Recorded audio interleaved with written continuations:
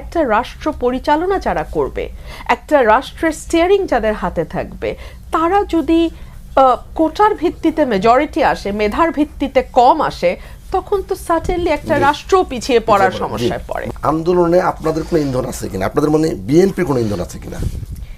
BNP যদি ইন্ধন থাকতো তাহলে আন্দোলন এত সফলভাবে হতে পারতো না। এক, দুই হলো, আপনারা দেখেছেন যে আন্দোলনের শুরু থেকে যারা আন্দোলন করছেন একেবারেই স্কুল মানে বিশ্ববিদ্যালয়ের পড়ুয়া স্টুডেন্ট যারা স্পষ্ট করেছেন তাদের অবস্থান।